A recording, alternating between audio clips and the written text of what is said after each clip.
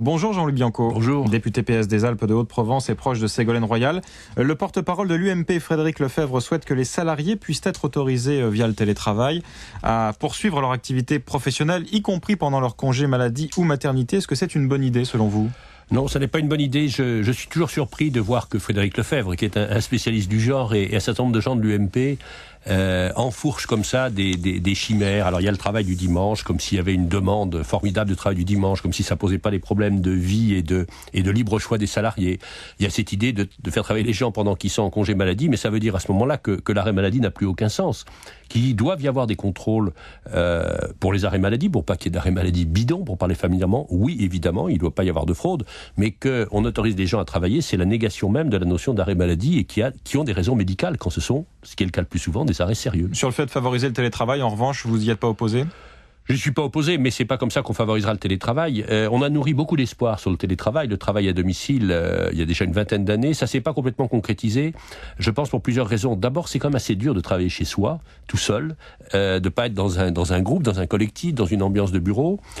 En plus, ça rappelle quand même, sans vouloir être trop sévère, la vieille époque, au 19e siècle, des travailleurs et des travailleuses de domicile qui tricotaient, par exemple, pour des usines textiles.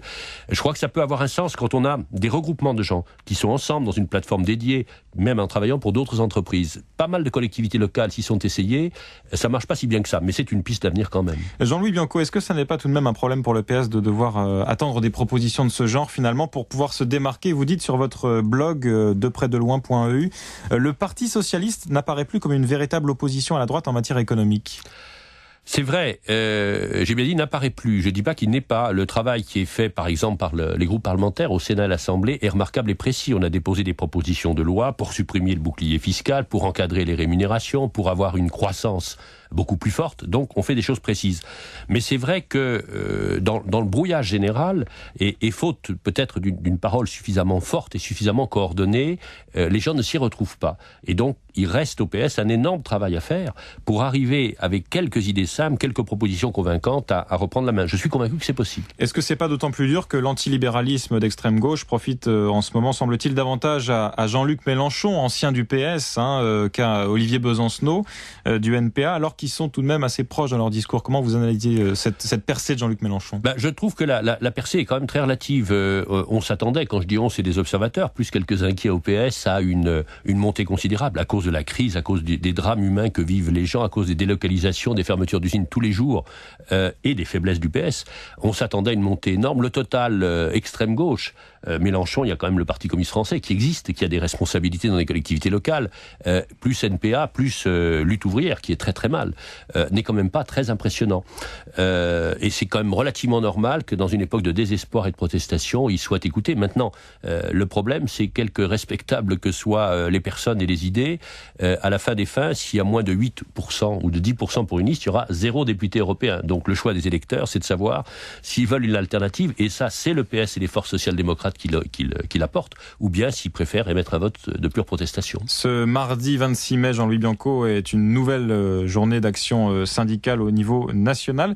Quel est le mot d'ordre du PS dans ce cadre-là ? Être présent, nous le sommes d'ailleurs depuis longtemps. Est-ce que vous allez défiler aujourd'hui à nouveau ? Oui, bien entendu, mais nous le sommes, nous, généralement dans nos circonscriptions. Alors on a beaucoup l'attention portée sur Paris, ce qui est normal, et nous le sommes régulièrement depuis des années, sachant que ce genre de manifestation est conduit et décidé par les syndicats. Et les partis politiques doivent être là en soutien, en appui, pas en récupération.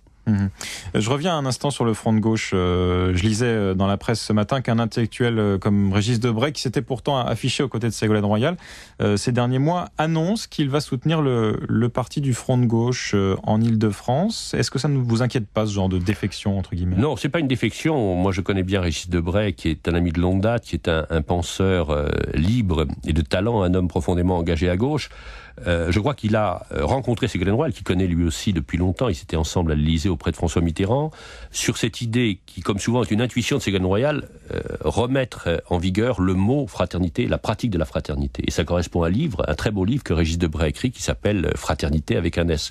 Donc, il a de la sympathie pour Ségolène Royal. Il est heureux qu'elle ait remis en avant ce thème de la fraternité, à côté de la liberté et de l'égalité. Pour le reste, il garde sa liberté. Mais c'est pas une défection. Régis Debray n'est pas un militant du PS. Il a de la sympathie, et même un peu plus pour Ségolène Royal, mais c'est pas un militant PS. Bon, puisqu'on parlait de Ségolène Royal, demain il y a un meeting du PS près de Nantes. Ségolène Royal s'y affichera pour la première fois publiquement aux côtés de Martine Aubry. Est-ce qu'elle a négocié de nouvelles responsabilités, comme on le dit, au sein du parti, en contrepartie de sa venue? Non, il n'était pas question de faire une espèce de négociation de conditions. Elle l'a dit d'ailleurs très clairement, dans une dépêche en particulier qui est parue samedi. Elle vient parce que c'est utile à l'unité du PS. Par ailleurs, ça fait un certain nombre de mois qu'on parle de responsabilités, de missions que le PS et Martine Aubry pourraient lui confier. Les deux femmes en parleront en marge de Rézé. Ce serait bien qu'assez rapidement, il y ait une mission qui soit confiée à Ségolène Royal pour bien montrer qu'elle est dans le parti avec sa spécificité, avoir été notre candidate à la présidentielle, avoir un charisme et des intuitions exceptionnelles, mais qu'elle soit à sa manière et à son poste pleinement associée à la direction du PS. Moi, je crois dans la bonne foi et la bonne volonté de Martine Aubry, donc je pense que ça va se faire. Quel type de mission, vous pensez ? Il y a beaucoup de choses qui sont possibles. Ça peut être des missions sur les collectivités locales. Ségolène Royal est la présidente de la région Poitou-Charentes, une des régions exemplaires. Elle a une capacité à mobiliser les élus. Ça peut être à l'international. Encore une fois, je crois que dès lors qu'il y a une volonté partagée, et je crois bien qu'il y a une volonté partagée, on devrait arriver à trouver une formule. Mais l'essentiel aujourd'hui, c'est de faire une bonne campagne, de montrer que nous avons des propositions, un programme commun de tous les socialistes européens, et tous les signes d'unité sont bons pour que l'on parle des projets, des programmes européens, des partis socialistes et pas des querelles de personnes. Encore une question sur la politique un peu politicienne, Jean-Luc Bianco, avant de parler de l'Iran et des Émirats Arabes Unis. Claude Allègre, ancien ministre Lionel Jospin, semble tout près de faire son entrée au gouvernement après les européennes, après Bernard Kouchner, Éric Besson, Jean-Pierre Jouyet et Jean-Marie Bockel, entre autres. Ça commence à faire beaucoup tout de même de défections. Je vais vous dire quelque chose. Ça n'a aucune importance, et à part pour vous les journalistes et pour nous les politiques, aucun intérêt.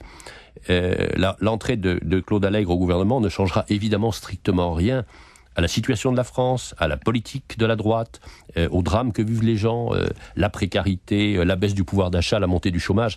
Donc tout ça, ce sont des petits jeux pour amuser la galerie, où les égos qui sont considérables, l'envie de paraître, l'envie d'être présent pour la plupart d'entre eux, l'emportent sous toute considération de fidélité à leurs idées. Je le regrette, mais ça n'a strictement aucune importance. Voilà pour Claude Allègre. Jean-Louis Bianco, vous connaissez bien l'Iran, vous avez présidé une mission parlementaire sur ce pays et sa région. Le 12 juin, les Iraniens voteront pour élire un nouveau président ou pour réélire le sortant, Mahmoud Ahmadinejad évidemment, lequel se dit prêt à débattre avec Barack Obama devant les Nations Unies.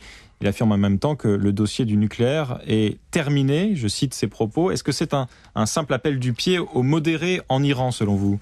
C'est toujours difficile à savoir avec les Iraniens, y compris avec Ahmadinejad, qui souffle le chaud et le froid et qui a eu des propos scandaleux, inadmissibles, menaçants de manière répétée à l'égard d'Israël, mais qui en même temps, de temps en temps, semble donner des signes d'ouverture. Je crois que le président Obama a bien fait de se montrer ouvert à une négociation globale. J'avais recommandé dans le rapport de la mission que j'ai présidée qu'on laisse de côté au début de la négociation le nucléaire. Cela dit, il faudra bien y venir, parce que c'est un vrai danger dont je suis convaincu, dont nous sommes convaincus. L'Iran n'est pas très loin de posséder la capacité de fabriquer d'armes nucléaires. Mais il y a des tas d'autres raisons d'essayer de s'entendre avec lui. C'est une puissance importante, c'est une puissance qui a une histoire, qui peut jouer un rôle positif dans la région au sens large. Afghanistan, Pakistan, État du Golfe, Israël-Palestine, Liban, Syrie, qui a besoin de développement économique, dont l'économie ne va pas bien. Un certain nombre de gens, y compris des conservateurs, sont prêts à une certaine ouverture parce qu'ils ont besoin de développement économique. Essayons cela, donnons-nous un délai limité, comme le fait le président Obama, et on verra bien. Mais je ne suis pas sûr que le résultat de l'élection iranienne, quel qu'il soit, changera beaucoup les choses. Car au niveau des politiques iraniens, il y a un certain consensus pour aller vers la capacité nucléaire, même si pour certains c'est une priorité, pour d'autres ça n'est pas une priorité.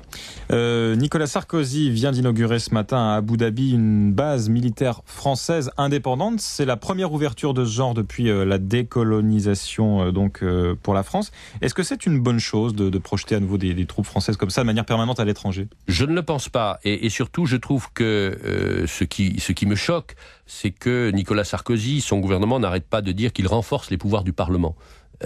Abu Dhabi, on l'a appris par la presse. Nous avons demandé un débat, nous n'avons eu aucun débat quand cette annonce a été faite par le président de la République lors d'un voyage dans le Golfe. C'est une décision lourde de conséquences. Est-ce qu'il est nécessaire que la France se mette en face de l'Iran, dans une zone de conflit qui n'est pas notre zone historique? Est-ce qu'il n'y a pas d'autres coopérations qu'Abu Dhabi qui d'ailleurs sont engagées sur la formation, y compris à travers les grandes écoles, sur la culture, y compris sur le plan économique? Abu Dhabi, les États du Golfe ont des fonds souverains avec lesquels on peut travailler à certaines conditions au développement de l'économie française et européenne. Je ne crois pas que ce soit une bonne décision, et surtout une décision de cette importance dans un endroit aussi dangereux aurait exigé non seulement un débat mais un vote du Parlement. Jean-Louis Bianco, député socialiste des Alpes de Haute-Provence, merci d'avoir été ce matin l'invité de Radio Classique.